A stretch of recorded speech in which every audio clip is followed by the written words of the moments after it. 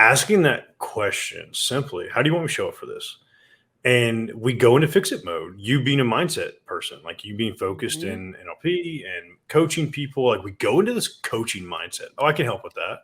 And we Because the just give, solution's so clear when it you're not in the is. problem. Welcome to the More Than Corporate podcast. I'm Amber Furman, recovering perfectionist and serial accomplisher. If you're anything like I used to be, you've been living your life thinking that if you accomplish enough stuff, you'll finally find the success you've always wanted. But what if it's not about accomplishing more stuff?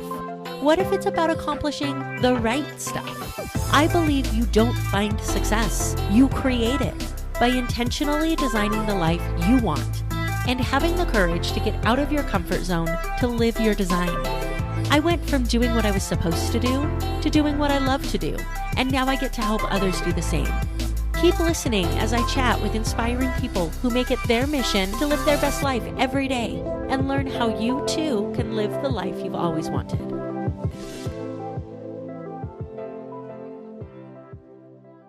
Welcome back to another episode of the More Than Corporate podcast. I am super excited for my guest today, a really good friend of mine, somebody who has been on the podcast before in an episode that was so long we had to make it into 2 episodes. Zack Knight is one of my closest friends. He is an incredible veteran human being. He's an individual who has focused his life on business and leadership, and just an incredible person. So first of all, I would encourage you to go back and listen to our first episode, because a lot of the intro to Zack and how he got to where he was a couple of years ago are going to be there. However, it's been a good year and a half since Zack and I released that episode. And so I wanted to give him an opportunity to come on and update us on what's going on in his life, especially what's going on in his new book, The Legacy of Love, where Zack actually tells his story about going from trauma and healing and learning and coming to a place where he loves himself. And that's so incredible because I love him to death. He is so much of, he's been a part of basically my entire journey. So I'm super, super excited to introduce Zack Knight to you guys. Before we jump on and do that, I want to remind you that this episode is brought to you by Success Development Solutions and the Break Your Bullshit Box group coaching program. Break your bullshit box. What does that mean? We all have the excuses. We all have the reasons that we haven't made it to the level of success that we want to get to. I don't have enough time. I don't have enough knowledge. I'm not good enough. Things like this happen to everybody else. They don't happen to me. Whatever the excuse is, it is time for us to break that so that you can have the success that you want to have. If you are wondering why your life and business has not made it to the level of success that you would want it to, then let's sit down and have a conversation about how to make that happen. Head over to successdevelopmentsolutions.com, click the link to get on my calendar, and let's talk about how you can start living a life that you absolutely love. And without further ado, let's talk to Zack. Zack, what's going on, man? How are you? How's it going? I love how nice you were about that when in reality I twisted your arm to get back on the show. No, you did not twist my arm. We just had to reschedule a couple of times. Here's the problem. Every time you and I sit down to record, we bullshit for 17 hours and then we never hit record. So it's probably not even recording right now, if we're being honest. The live audience better enjoy this. It's recording only because it always does. Zack and I were going to co-host a podcast together, and we went as far as getting the first episode ready and on the books. And then we talked for 2.5 hours before we recorded, and then we were both out of time and we never rescheduled. So yeah, it was a great adventure for us. It really was. And when we finally get off of our asses and do it, it's still going to be a great podcast. So I mentioned in the intro that you did a guest spot on this podcast back about 1.5 years ago, and it was 2 episodes that were my absolute favorite. However, you and I were both completely different people 1.5 years ago than we are now. So why don't we introduce everybody to the new Zack Knight? Tell everybody a little bit about what you do and who you are and the leadership side of things, and a couple sentences about who Zack is now. obviously the greatest guest you've ever had on your show, to start. And delusional. Um, No.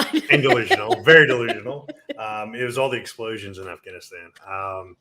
No, I recently opened business number 7. I have a lot going in the veteran space here in Atlanta.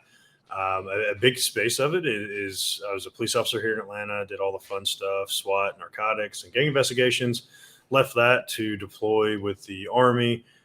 Deployed with the Green Berets in 2019. Did a lot of really amazing things with the Army, but got injured, which kind of led to where we're at with the book. It's about where the book actually picks up. It is right about the injury and the discovery of the injury and the dark places there. Thankfully, rebounded quite a bit, and you were right in the middle of all that. You were there when a lot of that was happening. And these days I'm really focused in amazing things. 7 businesses sounds like a lot, but I've moved out of 6 of them actually, and really focused on the 7th, the 501c for veteran business owners, and a lot with the book. This book, as we talked about before we hit live, like it's an endeavor. Books are an endeavor, and here we are talking about it. Yeah, Zach and I met 2019, or was it 18? 19. It was 19, right after, Yeah. like within a month or 2 of me getting back from Afghanistan. Yeah. So we met in 2019 at a networking event, and we just, here's what's so interesting, I think, about our friendship is that in all reality, on paper, you and I are as different as 2 people could possibly be. I'm From nice, you're mean. Yeah. something like that. Going back from, life experiences to what we thought we were going to do with our lives to political beliefs to all of the things. You and I are completely different, yet we can sit down and have some of the best conversations. And that's something that I've always appreciated about you. So I know with such a focus on leadership and the self-love we're going to get to in a minute, such a focus on leadership, the ability to be able to see multiple points of view, be able to listen to others, take that in, and then give an articulate response that respects somebody else's point of view while dismissing it and doing what you want at the same time is an art form. Do you feel like this is something you've always been good at? So I guess to rephrase the question, have you always been a really good bullshitter, or did that come from the military? Where do you think that came from? Oh man. Well, it's funny, and I think I said this on the first time I came on the show.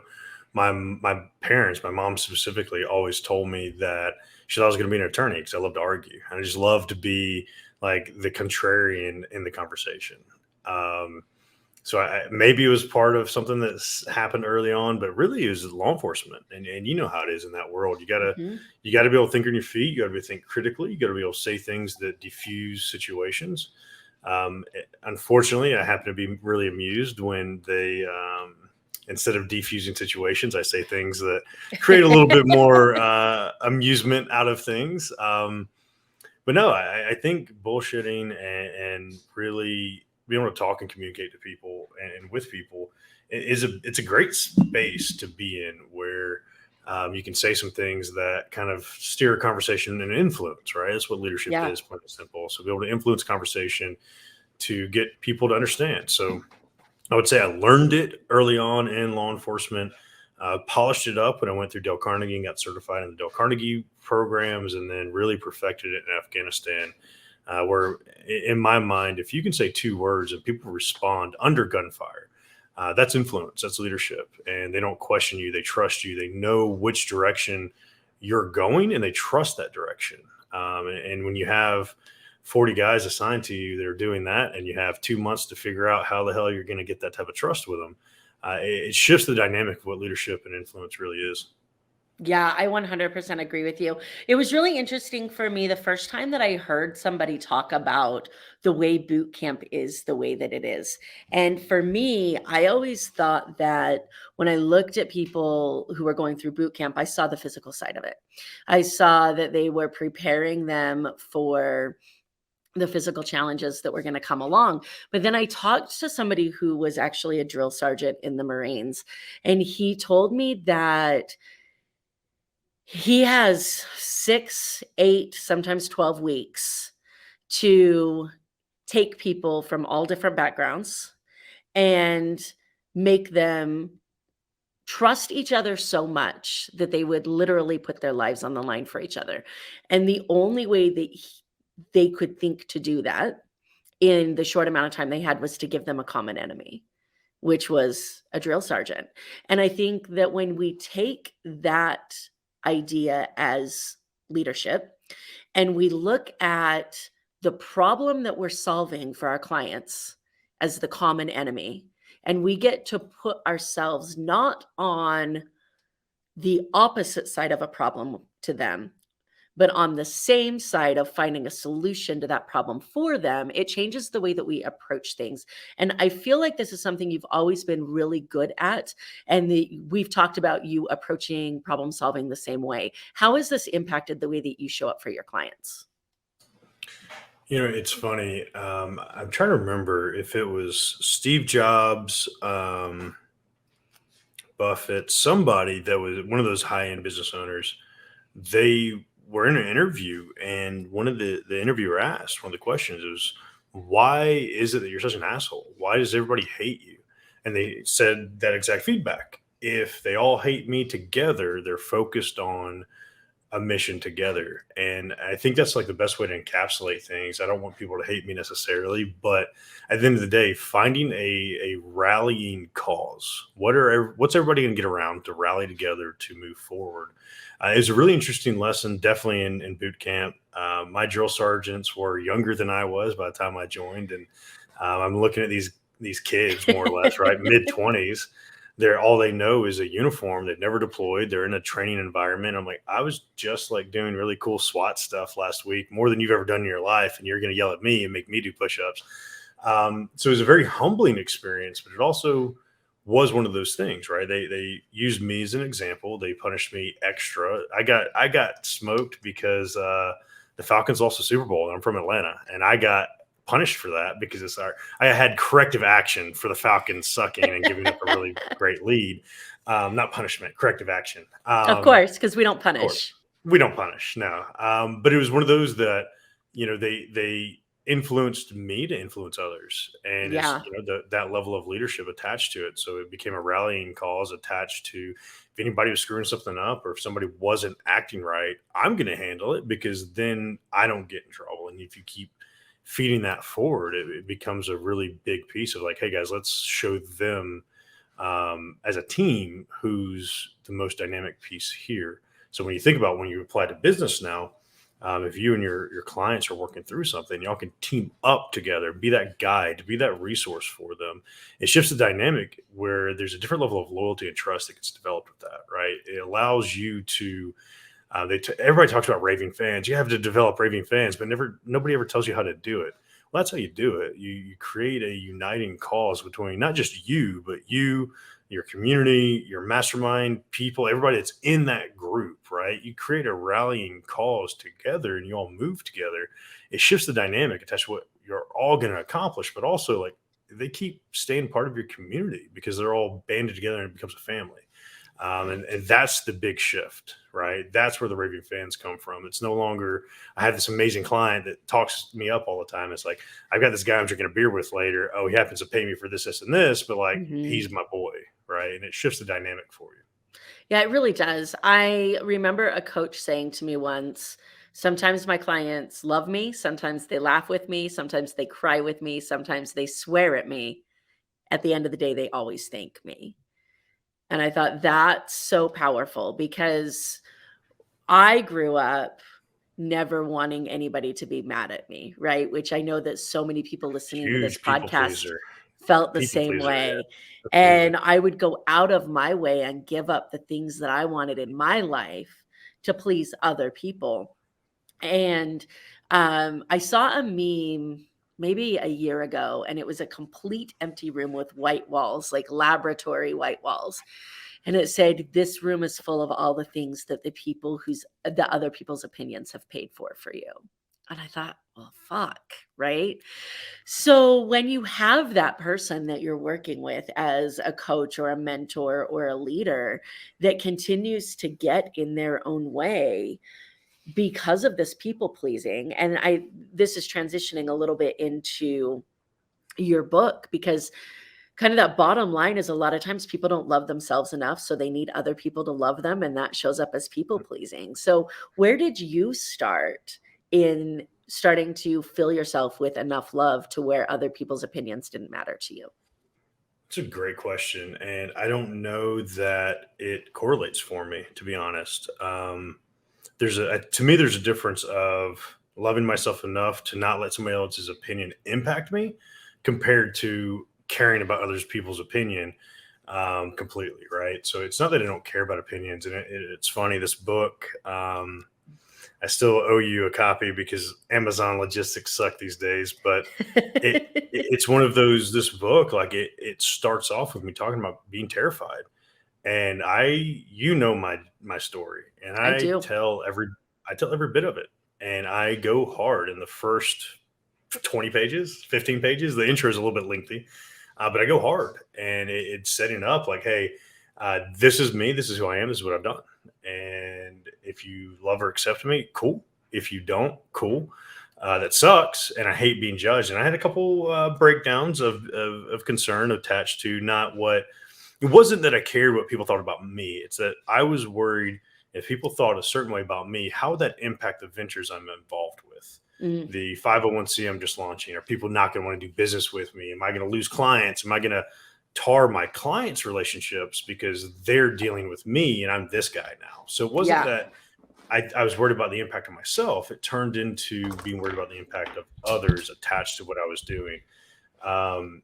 So I don't think there's necessarily a shift in not caring about other people's opinions. I would like to say I don't care about opinions. I just don't let them. I do 100%. And I think it's all human, do, right? We all do. It's human nature. You have to, like, especially the people you actually care about in life. You know, it's one thing if a stranger judges you, it's another thing if your significant other judges you. But the reality of it was I had to be confident enough and know myself enough to be confident in the pieces of myself that it wasn't going to influence me anymore.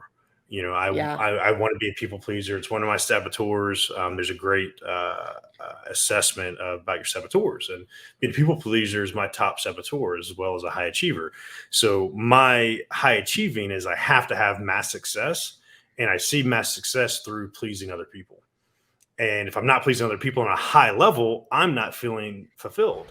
So it's really like a double-edged sword attached to it. But what I had to realize is, like, I can do my damnedest attached to making sure everybody's pleased around me, but it's not going to influence me anymore. And that was something that, like, therapy, honestly, going to therapy was one of the greatest things. And you were there during a lot of that, where I started therapy and I was going through a rocky road and a rocky relationship. And, he highlighted that for me, attached to, you can care what they think. Just don't let it influence the path that you're on when you're confident about the path that you're on. Get that shining light, get that lighthouse, go toward that North Star, and don't let other people and their opinion influence that. Care about it, understand it, but don't let it influence your direction if you're going in the right direction. Yeah, I love that you said that, because one of the most impactful things that I ever listened to when I started my journey was Brené Brown's TED Talks. And one of the things she talks about in her TED Talks is that I don't care what anybody thinks is just as dangerous as I care what everybody thinks, because we're human. We have to care, right? It's human nature for us to care. The question is what you do with that afterwards. So I love the way that you articulated this. So your book just recently came out. We talked about this a little bit when we were talking about podcasts. We talked about it a little bit with some social media stuff, but the book is huge. And what I mean by that is there is nothing scarier on this planet than taking the darkest and deepest parts of you and putting them out for the world to see and allowing yourself to accept whatever may come as a result of that, because you know it's necessary for you to get yourself and your clients to the place where they need to be. You talked a little bit about the breakdowns in writing the book. Now that it's out and people are starting to read it, what's going on internally? Oof, it's terrible. I have to brag for 2 seconds, and you're gonna laugh at this brag, but I and usually it's not do. you do, and you know me, I will happily applaud my successes, but also if I fuck something up, like hey, I fucked this up, and I'll laugh about it, right? The book when it was released, the first day it was released on Veterans Day this year. Um, Book was released and it hit number one new release in mental health, which is huge, and also number one new release in philosophy mythology. Oh, wow. And I'm like, what philosophy? I'm not a philosopher. So We're it going to makes put me you right laugh. up there with Plato. I might as well write a play now or something. Yeah. But it made me laugh because that is a very extreme dichotomy attached to how people are perceiving the book, right? And now that the book's out there, it's funny. My girlfriend's mom just came over. It's her birthday today, and they went out to dinner while we're recording. And she's like, "Yeah, I was reading your book." I'm like, "Oh shit!" And that's my response when everybody says, "I read your book." I'm like, "Oh shit!" It is honestly, it's like thank you for your service. I'm like, I don't know what to Mm. say in response to that. It's like I don't thank you. I'm sorry. You know everything I did in my past. Are you worried about your daughter now? Like there's so many different pieces. And I had a book signing here in Atlanta about a week and a half ago. And it was the same thing. They got a couple copies of the book. It's funny. If you ordered one copy on Amazon, it delivered on Prime the next day. If you order 150 like I did, because I was trying to fulfill the pre-sales, it takes 3 weeks. So there are a couple people that didn't do a pre-sale and instead they bought it. And by the time the book signing happened, we did one of my clients has a podcast called The Author's Way, and we did a live recording of a podcast talking about the book in front of an audience, essentially. And I had about 50 people. It's one of my monthly events that I host here. And we had this 50 people in the audience, and more than half of them had read the book. So when they started asking questions, they asked questions about, you said this in the book, and when this happened, I'm like, oh, you actually read the book. I'm like, I didn't think anybody was going to read the book. It wasn't meant to be read. It was just meant to be, right? And Yeah. honestly, it's such a surreal feeling because like, you know me, like I'm not an author. Like, come on now, it's crazy. You are And now. I am now, and it's just like saying for years we've talked about this before. I'm not a creative, Mhm. and by convincing myself I wasn't creative, I never realized how creative I actually was attached to things. Right. Yeah. So recognizing now that I'm an author and I have a book out there, and it's out there and people are reading it, and it's had some really awesome sales attached to it, and I'm really surprised, and it's hitting a couple bookstores here in Atlanta local, and it's like holy cow, like it's actually something. But it turns into a lot of what we've talked about in the past. Once you bet on yourself, right? I bet on Mhm. myself, like write a decent book.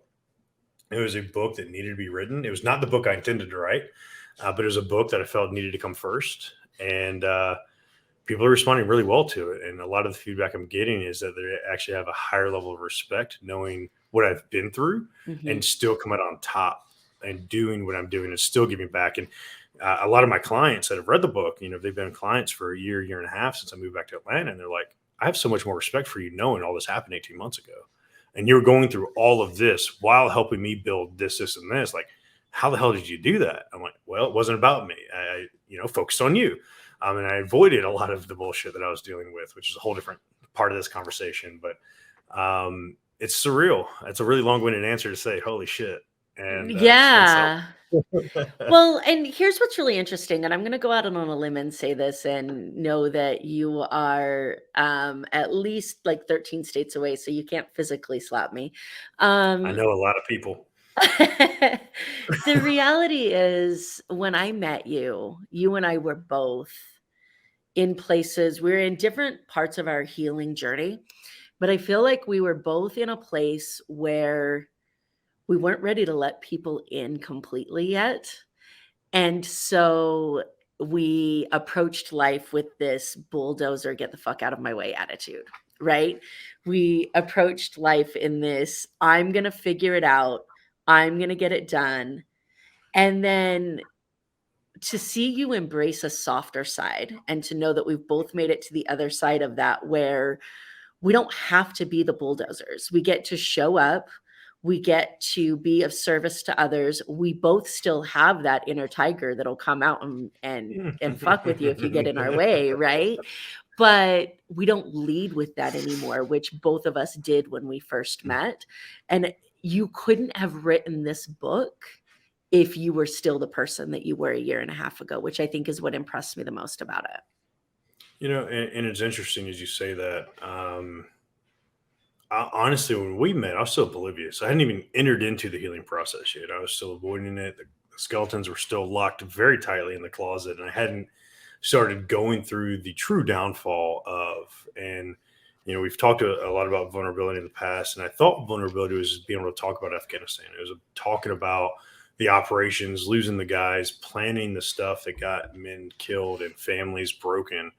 I thought that was the true vulnerability piece. And what I've recognized since is like the true vulnerability is what happened afterwards, not the 6 months afterwards. It was 2 years later when it all hit me and the lava started like boiling and the volcano exploded and the skeletons that were clawing at the closet door, they kicked it open. And the breakdown that happened attached to it and so many things that happened, that's the vulnerability. Talking through the piss in my mouth at the end of a doc, ready to go, the surgery, the alienating, the sabotaging, like all talking about all of that, that's vulnerability. Yeah. But beyond that, that wasn't even rock bottom. And rock bottom is really where the book picks up, is like, here's the true rock bottom point. People don't want to talk about this shit. No. People don't want to talk about what actually happened afterwards. Here's where I actually hit rock bottom. And it wasn't the suicide experience or the near suicide experience. It was so much beyond that. And it was when the realization and awareness hit that I'm like, oh, there's so much more to what's screwed up than I recognized. And you're right. If I hadn't gone through all that, like none of this would be out here right now. Right. And it's unsettling in a lot of ways because now it's all out here. But overall, it's one of those that needed to happen for myself, but also for a lot of the people around me that now, leading by example, I can call bullshit. Yeah, 100%.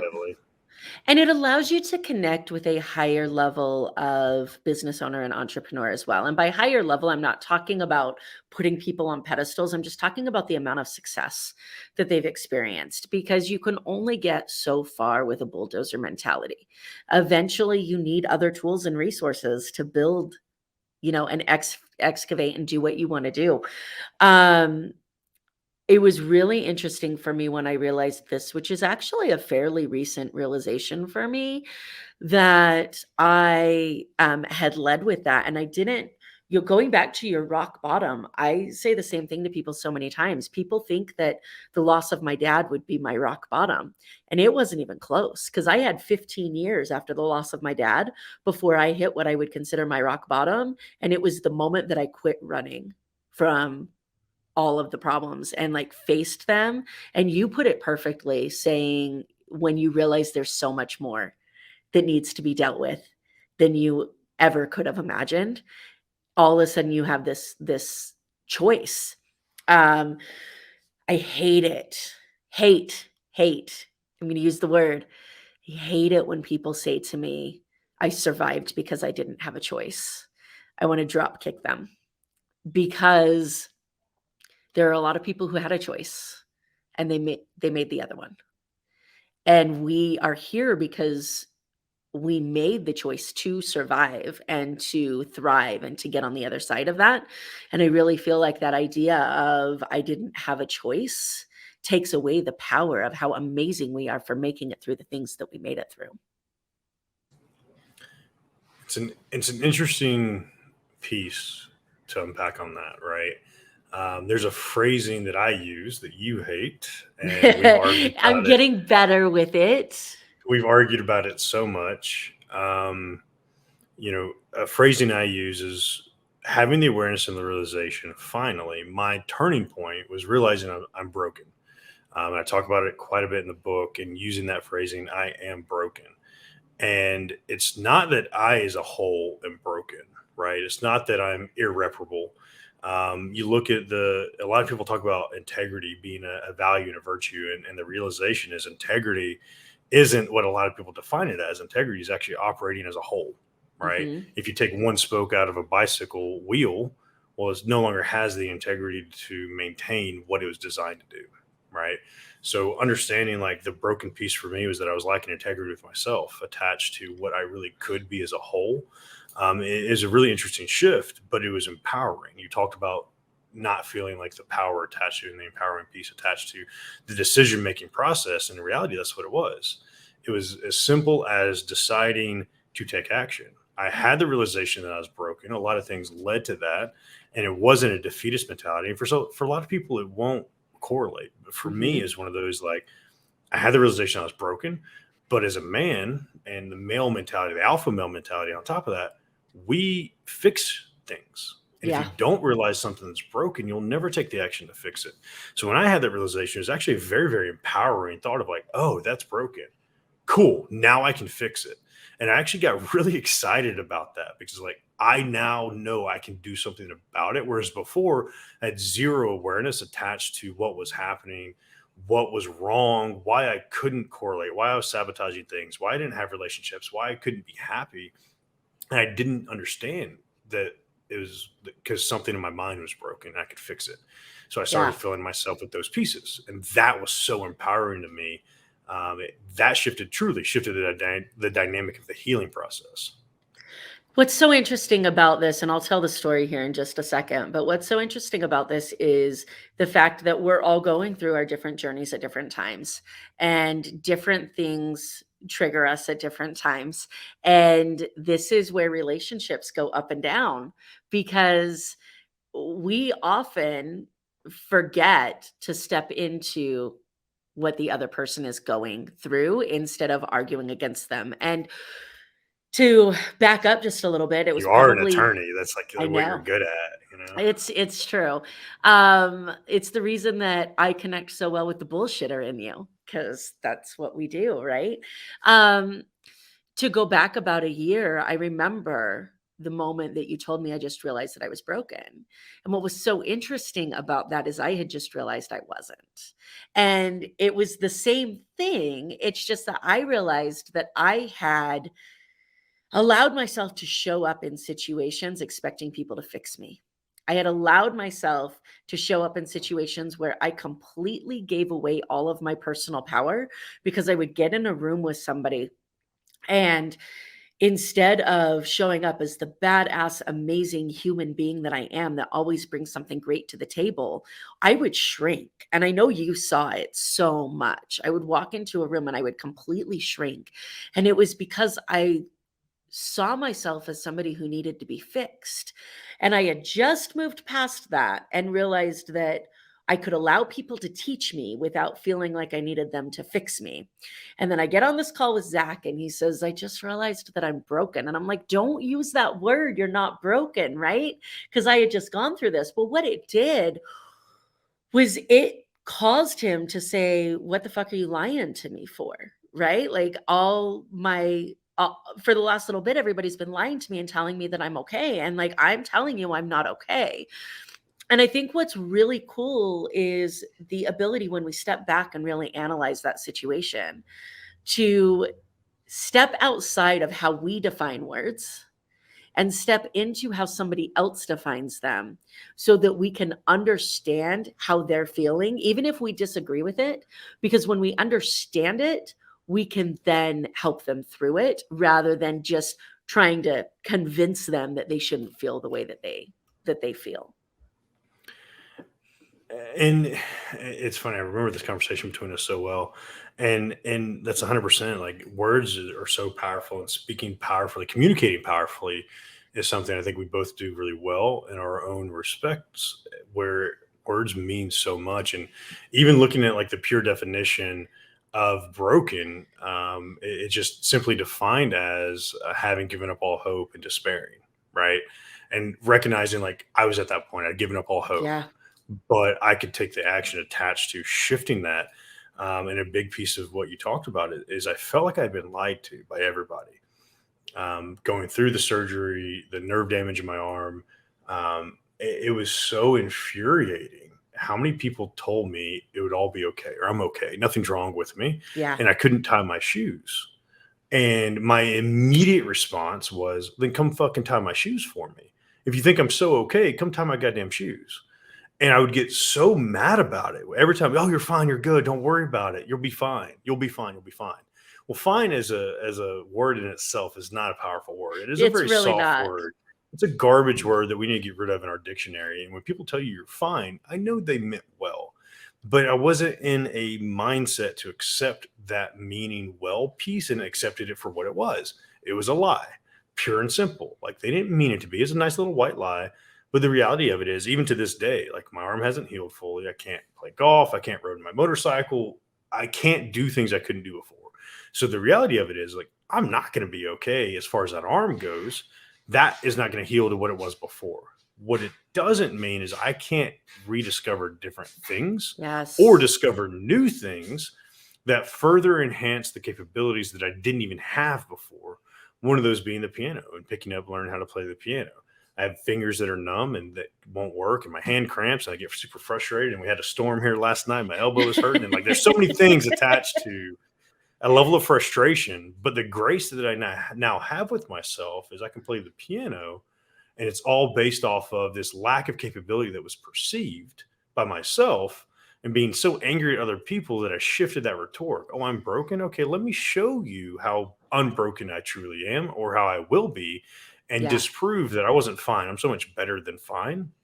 Stop telling me I'm fine right now. And that anger is one of those things that honestly led to a very big downfall that I needed for that realization. Yeah. This is one of the things that this falls in the same category of I'm sorry for your loss and thank you for your service and anything else that anybody has ever said because they're too uncomfortable to say what they really mean. You feel obligated. You feel obligated to say that. Well, and there's something to be said for being able to sit in a room, and you and I have been in this place in our friendship, and I think we still are, where if I needed somebody to just be with me, you are one of the people that I would call. Somebody that somebody where I didn't necessarily want something fixed. I just needed to know somebody was there. And in some of our darkest moments, that's what we need. Yet we as human beings, as you alluded to before, we fix things. And for so many people, being in that room and not saying something to make it better and not doing something to make it better is so uncomfortable that it comes out as I'm sorry for your loss or everything's going to be okay. Like you're chastising. It came off very like you were chastising me of like, oh, don't worry about it. Sport. It'll be good. Yeah, you'll be good. Like it's fine. And learning how to just, so I can't believe I'm going to say this. I was listening. Say I was right. What was I right about? Hang on. This is gonna be good. No, you're not right. I was listening to Ben Shapiro, and oh, I'm glad this is recorded. Oh wow, amazing. I'm listening to this interview with him, and he's saying something, and it makes so much sense. And I'm like, why the fuck have I not liked Ben Shapiro? And then I went to his website, and I was like, oh wait, that's why.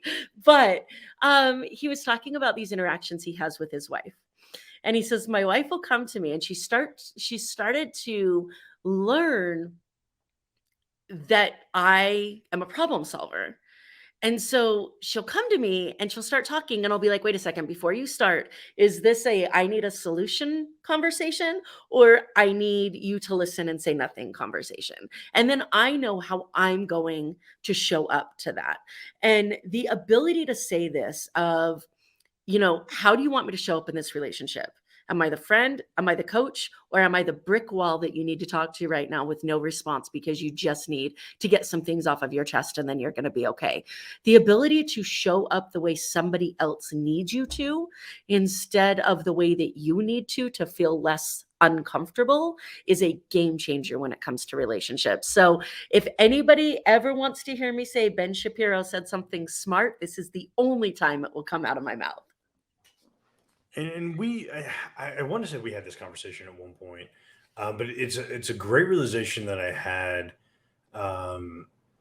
as a coach with clients, as a man with significant others. Like asking that question simply, how do you want me to show up for this? And we go into fix it mode. You being a mindset person, like you being focused Mhm. in NLP and coaching people, like we go into this coaching mindset. Oh, I can help with that. And we Because the just give, solution's so clear when it you're not in the is problem. technically, yes. But then you become more of the problem when you give Mhm. unsolicited advice. And it's like, oh, thanks so much. I didn't need that right now. And I'm super guilty of it. And then in a lot of my personal relationships are a lot of client relationships as well, Mhm. or they're small business owners. The world we're in, right? I'm around a bunch of people that run businesses. I just happen to have a level of success that might be able to give advice to that, right? And I have Yeah. to catch myself. I'm like, do you want to be coached right now, or are you just trying to bitch and moan right now? And I Yeah. might not say bitch and moan, but the reality of it is, like, do you just That's want to what it is. complain? Yeah. Yeah. Do you want to just complain because it feels better, or do you want me to help you take action? And when I started applying that to my personal life and my dating life, that was a shift. And the young woman I'm dating right now, her nickname is Daddy Tay, and she literally, everybody calls her daddy and everybody calls me mommy, and it It's a is an good fit. ongoing joke. Such a great fit. But what I recognized, I first really in a relationship used that with her. She was the first girl I cared enough about to say, how do you want me to show up here? And it took her aback. She's like, what do you mean? I'm like, I don't know how you want me here. Do you want me to give you advice? Do you want me to like give you feedback? Do you want me to just sit here and listen? Because I kept catching myself coaching people. And too often, coaches are the most guilty of coaching too much. And just like I feel like therapists are sometimes the ones that have the biggest issues in life, um, we're guilty of it, and sometimes we're the most guilty of it. So Yeah. to think that somebody deserves our advice without hiring us for it, right? It was a very big guilt I took into the personal life where that comes off as chastising. That comes off Yeah. as like, I'm better than you. I know better than you. And in reality, like that was not a great way to approach anybody, but especially a woman, because y'all are Yeah. crazy. And when I tell you what you should Hey. do, no denial, like be offended all you want, but you didn't deny it. Right. And when I tell you what you need to do, how does that feel toward you? Yeah. Right. So it's one of those, there's a great recognition for me in that communication space. Well, and the more that people, there are people who are listening to this podcast that are in all parts of personal development journeys. There are people who are just figuring out what it is. And then there are people who have been doing this for years and years and have multiple certifications. And the more you get involved in this, and the more that the people that you surround yourself with are high level business owners and entrepreneurs, the more that everybody around you is qualified to give you an opinion on the problem that you're talking about. And you're 100% right. Sometimes you just don't want one. And there are times that I will call my coaching friends who happen to be a friend, and I'll be like, listen, I'm not ready for a solution yet. I just need to get this off my chest. And then they'll listen and they won't say anything because there's nothing to say, because I've already told them that I'm not ready for a solution. Like it's the reality. So first of all, where can people find your book? Amazon, great spot for it. A quick and easy spot, Zack A Knight, ZACK Knight.com. That'll direct you to the book, direct you to all my other ventures and whatnot, but it is available on Amazon. I would say, as a selfish plug, leave a review, 5 stars. If you don't like the book, don't leave a review, and I appreciate it. um, okay, second question. Mhm. Somebody's reading the book. They've never had any interaction with you. They don't know who Zack is. They don't know your story. What is the number one thing you hope people take out of what you've put on paper? Mm. Um, Saying there's hope is such a canned answer. What what I really want is for people to see that there are steps. Mm, There are tactics, you know me, tactics, and really focusing on that. And there are so many different levels of operation, from strategic to operational to tactical. Tactical, really focusing on in the trenches, right? The stuff that most of us do every single day. Our heads down, we're working hard, we're busting our ass, doing everything tactical in the day to day part of our lives. And I wanted to break this book down. There are QR codes throughout the book. There's a community piece attached to what I've done where I've put examples and videos, and there's a lot of people talking about different pieces of the book where we're sharing tactics. And at its pure definition of tactic, it's like an actionable step. Yeah. So I want people to like take away, like, here are the tactics. It's not you go to the gym one day and you walk out looking like Arnold Schwarzenegger. You don't do one rep and leave. There are tactics involved to taking action steps for you to move forward in your life, whether it's personally, professionally, understanding that leading yourself is the best way to start leading others. That's really what this book is about, is that self-mastery piece. And I really hope people see the tactics attached to it. It's like, here are the action steps that worked really well for me. If they don't work for you, hand the book off to a veteran, hand it off to somebody going through some shit. Don't keep the book on your bookshelf. Just keep passing it along, because I think paying it forward and sharing tactics are the way that we can all get better. Yeah, I love that. And then somebody's listening to this and they say, man, this Zack guy is not completely full of shit, and I'd like to have another conversation with him. What's the best way for people to get in contact with you? Reach out to my publicist, Amber Furman. You can reach her at amberfurman.com now. Same way. You can find me, Zack A Knight, ZAKAKNIGHT, across all social media. I'm constantly on LinkedIn, my website. There's so many different avenues there. Shoot me a message, DM me. I always say, don't tell people to go follow your social media.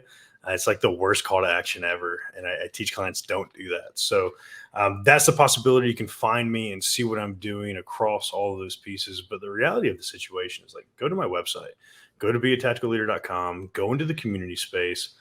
I'm not going to say buy the book. You should, but go see the conversations that are being had. Because at the end of the day, there's somebody that that is dealing with some shit that you don't know about.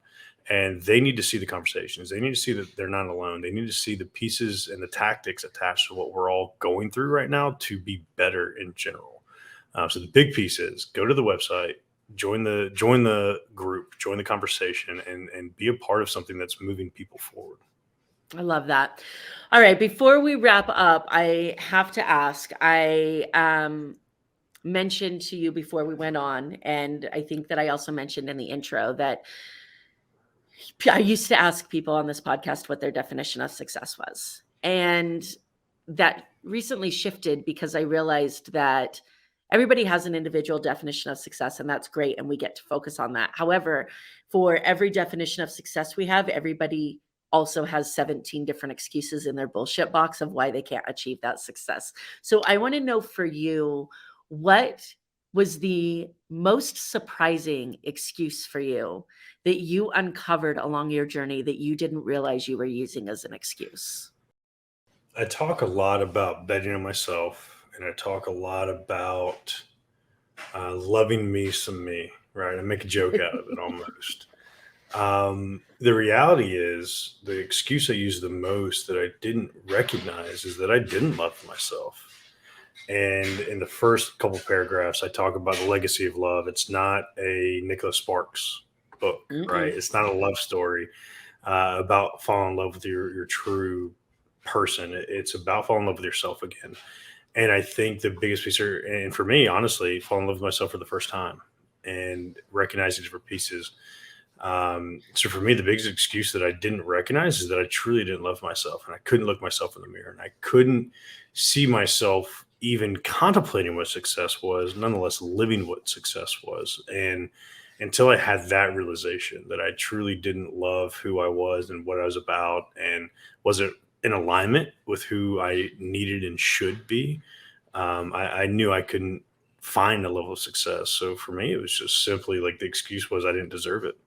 Yeah. And I would never see that piece of success. And I had to change that inner voice to, hey, bro, you deserve it. And you're amazing because X, Y, and Z. And the affirmations came out, and the journaling came out. And it was really a journey of self-discovery. And it really helped me shift that. I love this so much, because I remember a conversation where you and I were talking about a tagline I used to have, which was live the life that you've dreamed of, desired, and deserve. And you were like, I fucking hate that deserve word. Mhm. You're like, I hate it when people say they deserve this because it's so entitled. And so to hear you say that you know that you deserve it, I think is incredible. I don't know if I deserve it. I mean, I still hate that word, right? No, and it's not given to you. Like recognizing that piece. No. Like, none of it was given. Just And because you deserve something doesn't mean that it's supposed to be handed to you. It just means that you have the right to earn it, and you have the right to have it. And when you earn it, you deserve to keep it. And that was the big piece for me, right? Like I had to recognize, like I busted my ass to get where I was and scale the companies and be a literal on paper success, right? But I never recognized like I did all that so that I could be successful. Yes. So understanding that nobody gave me a level of success that I asked for, I went out and I busted my ass. So hell yeah, I deserve it.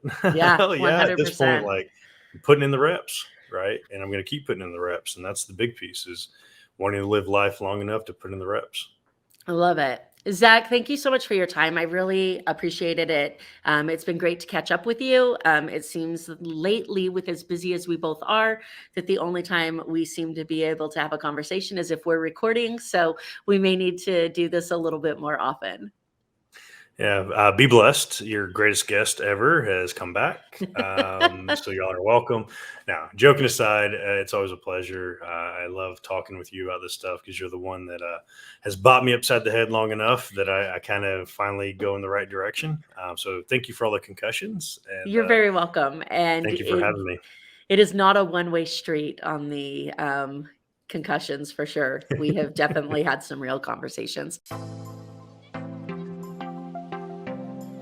Thank you so much for listening to this episode of the More Than Corporate podcast. If anything that was said during this episode resonated with you or provided value in any way, it would mean the world to me if you would head over to iTunes and leave a rating and review for the More Than Corporate podcast. Thank you so much for taking the time to do that. I'm really looking forward to connecting with you. If you'd also like to connect, I've created a Facebook group that is full of amazing people who also make it their mission to live their best life every single day. If that sounds like something that you're interested in, the name of that Facebook group is Success Center. Head over there, request to join, and I look forward to connecting with you soon.